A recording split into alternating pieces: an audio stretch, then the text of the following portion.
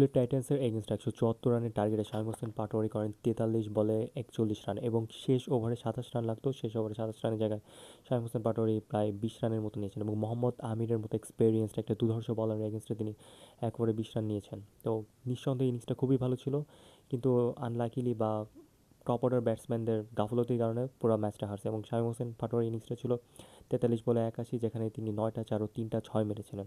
3টা ভালোই খুব নো লুক, 2টা 6 ছিল এবং 9টা 4 ছিল খুব মানে ডিভাস্টেটিং, একদম দুর্ধর্ষ 4 যাকে বলে।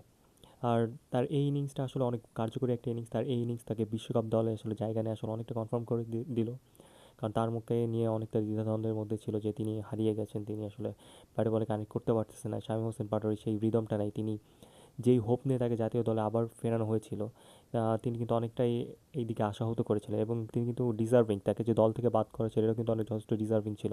কিন্তু তারপরেও তার এই ধরনের ইনিংস, এই ধরনের বড় একটা 80 রানে 80+ রানের ইনিংসের জন্য তিনি আসলে দলে আবার জায়গা পাচ্ছেন এবং কালকে বাংলাদেশের বিশ্বকাপের 15 সদস্য দল স্কোয়াড করবেন এবং এখানে নিঃসন্দেহে শামীম হোসেন পাটোয়ারি ঢুকে গেছেন এবং এর সাথে আরও তার 14 জন সতীর্থ খেলবেন। তো যাই হোক, এই ম্যাচটা ঢাকা ক্যাপিটালসে খুবই ভালো ছিল। এই ম্যাচটা নিঃসন্দেহে তারা জিততে পারতো সিলেট টাইটান্সের এগেন্সটে, কিন্তু 174 রানের টার্গেটে যখন আপনার দুইটা ওপেনিং ব্যাটসম্যান 2 ওভারে 1 রান নেয়, তখন আসলে শেষের দিকের ব্যাটসম্যানদের জন্য খুবই টাফ হয়ে যায় এবং সিলেটের যে এই মুহূর্তে পিচের যে অবস্থা, পরে যারা ব্যাট করতেছে তারা আসলে মানে কুয়াশায় মাটিটা ভেজা ভেজা হয়ে যাচ্ছে এবং বলটা খুবই উঠতেছে না। এবং আপনি যখন বাউন্ডারি খেলতেছেন বা করতেছেন, বল কিন্তু খুব একটা আগাইতে পারতেছে না, জাস্ট বিকজ অফ মাটিটা নরম হয়ে যাইতেছে। তো এই ধরনের অনেক ফ্যাক্টরের জন্য কিন্তু যারা পরে ব্যাট করতেছেন তাদের জন্য অনেকটা টাফ হয়ে যাচ্ছে এবং এই টাফ কন্ডিশনে এত মোটামুটি এই টাফ একটা পিচের মধ্যে যে শামীম হোসেন পাটোয়ারি শেষের দিকে যেই মানে একদম জয়ের দ্বার প্রান্তে চলে গেছিলো, এটা আসলে এর জন্য তাকে অভিনন্দন জানাতে হয়, যদিও ব্যাড লাকের জন্য ঢাকা ক্যাপিটালস ম্যাচটা হারে।